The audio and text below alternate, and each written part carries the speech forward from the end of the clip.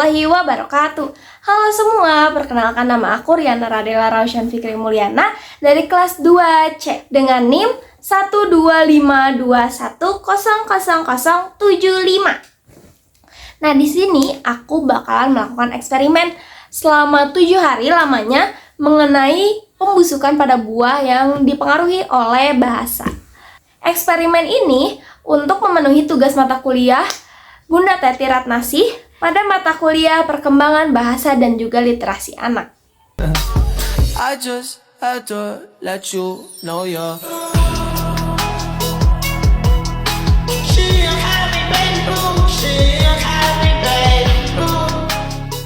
Jadi ini hari pertama aku lakukan eksperimen ini. Ini masih fresh, aku baru metik tadi gitu. Yang baik gini bro. Ya gitu. Terima kasih. I just had to let you know you're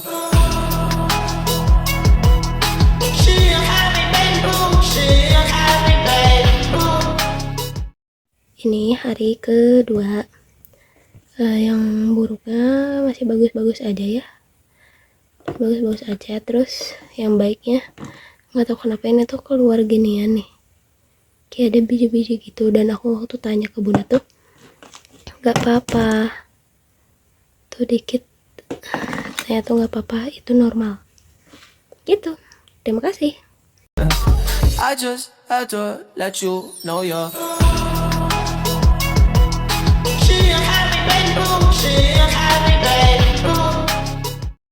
Ini hari ketiga. Ini ada keluar-keluar kayak gini. Ya 2 kali lipat dari yang kemarin.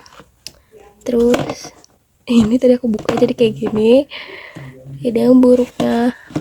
Ini hari ketiga dan begitu adanya. Kayak masih oke-oke aja sih, aman-aman aja. Gitu. I just had to let you know you're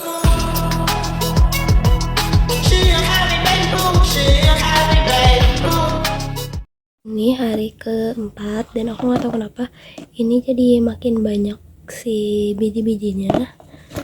Ini yang buruknya agak udah ada yang menguning gitu. Kelihatan nggak? Ya begitu. Ini yang baiknya nggak tahu kenapa keluarannya jadi makin banyak. Coba kita balik. Tuh jadi makin banyak gitu loh. Aku nggak tahu. Terima kasih. I just had to let you know you're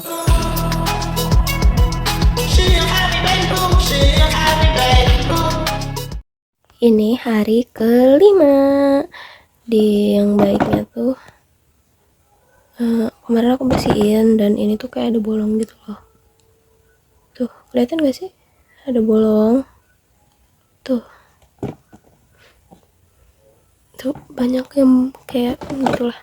Tapi yang buruknya ini lebih buruk ya. Lihatlah, dan ini busuk ya guys ya. Dan ini kalau dilihat in real life ini tuh ada bagian yang berjamur.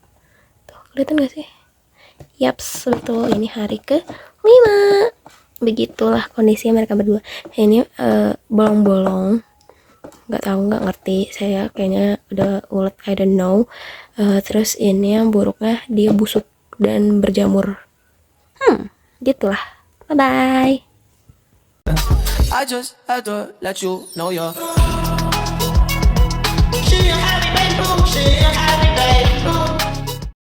Ini hari ke-6.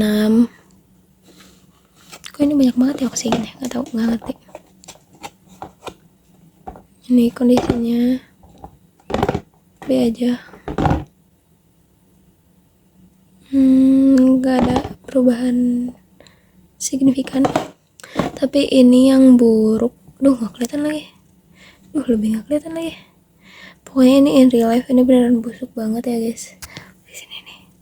Tuh kelihatan nggak sih ini busuk dan dia ada jamur-jamur gitunya dan itu makin banyak. Kayak tuh kelihatan nggak sih? Aduh, kalau dibuka males. Sebentar aku buka. Oke guys, ini akhirnya aku buka yang buruknya. Karena kalau yang baiknya nggak kenapa-napa sih guys, kelihatan gitulah. Nah ini nih yang buruknya tuh. Lihat ya, kelihatan gak sih? Masa nggak lihat sih gitu aja? Tuh, dia tuh buruknya beneran buruk. Ini buruk, kayak ini buruk gitu.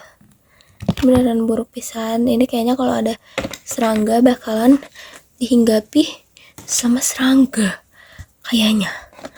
Karena bener-bener buruk dan udah berbau gitu. Kalau yang baik ya bau ya gitulah, bau biasa aja gitu. Yang buruk udah mulai bau gitu. Bye. I just had to let you know you're.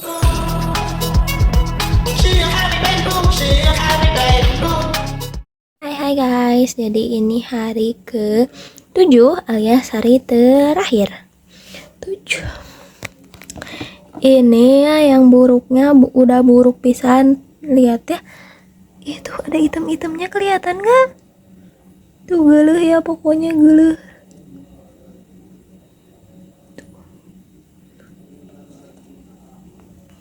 Gimana ya caranya? Aku nggak mau ngeluarin gitu loh, geuleuh soalnya.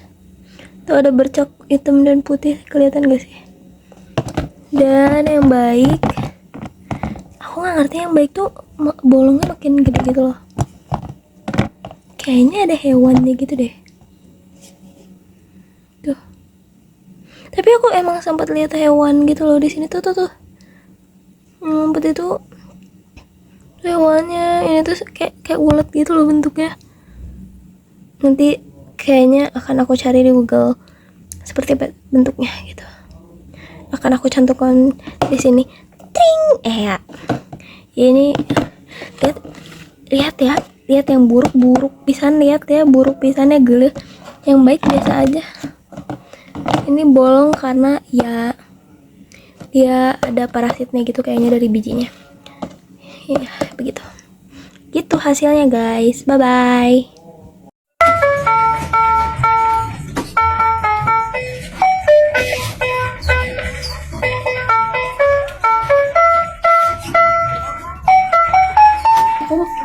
Halo, di sini aku bakalan ngejelasin kenapa si teori yang akan aku sebutkan ini berhubungan dengan eksperimen ini gitu. Yang pertama ada teori Masaru Emoto.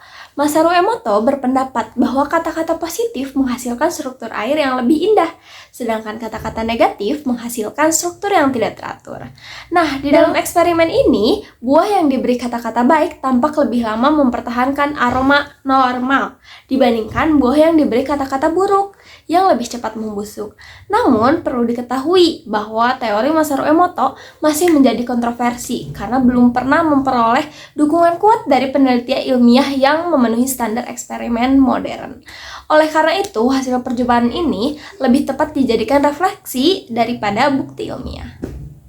Yang kedua, ada teori linguistik Aichison.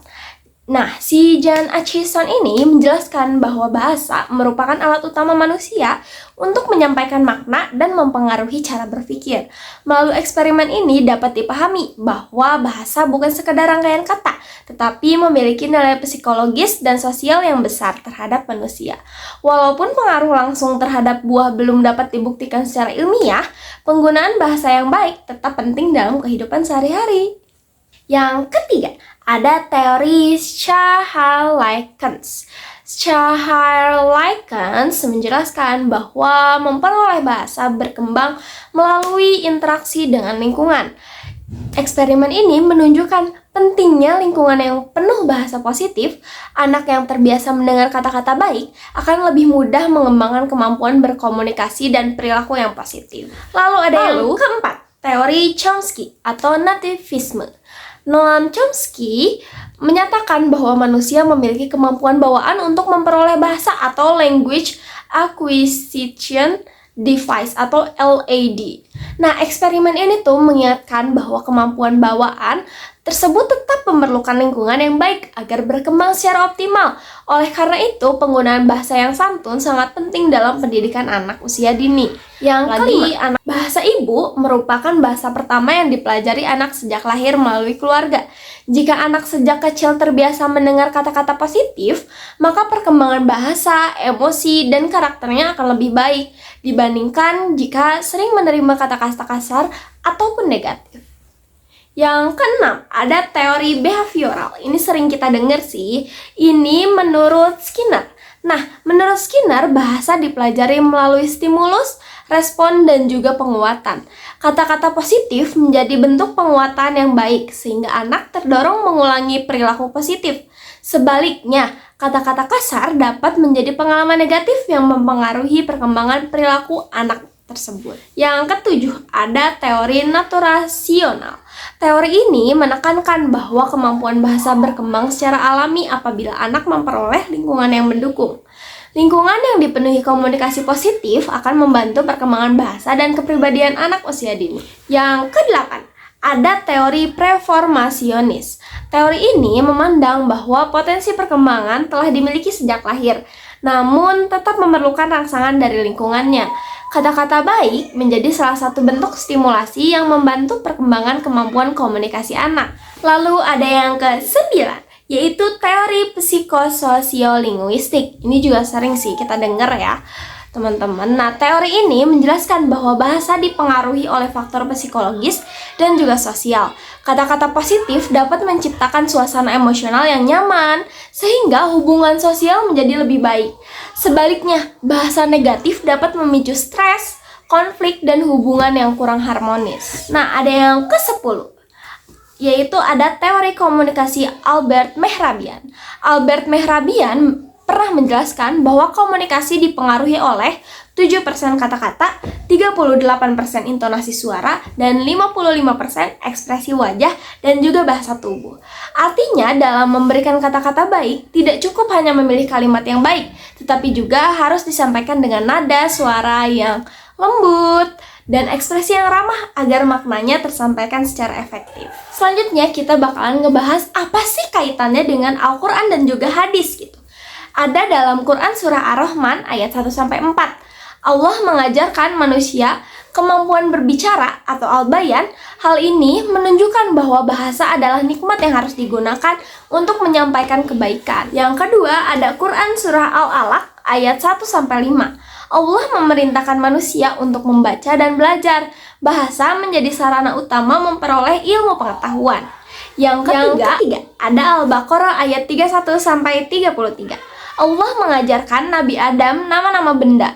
Ayat ini menunjukkan bahwa kemampuan berbahasa merupakan anugerah Allah yang membedakan manusia dari makhluk lain.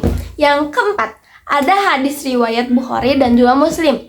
Barang siapa beriman kepada Allah dan hari akhir, hendaklah berkata yang baik atau diam.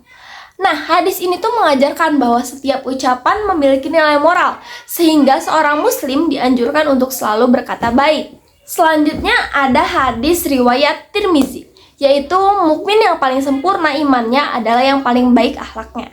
Salah satu bentuk akhlak yang baik yaitu adalah menggunakan bahasa yang santun kepada siapapun, tidak memandang usia, tidak memandang ras atau lainnya gitu. Nah, kesimpulannya berdasarkan hasil pengamatan selama 7 hari, buah yang diberi perlakuan kata-kata buruk mengalami pembusukan lebih cepat dibandingkan buah yang diberi kata-kata baik.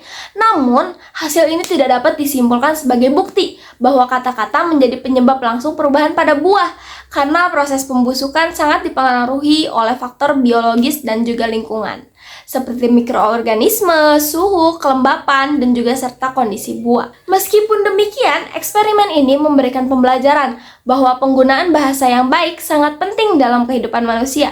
Hal tersebut sejalan dengan ajaran Islam yang mengajarkan untuk berkata baik, serta berbagai teori linguistik dan juga komunikasi yang menjelaskan bahwa bahasa memiliki peran penting dan juga peran yang sangat besar dalam perkembangan emosi, perilaku, komunikasi, dan juga hubungan sosial manusia.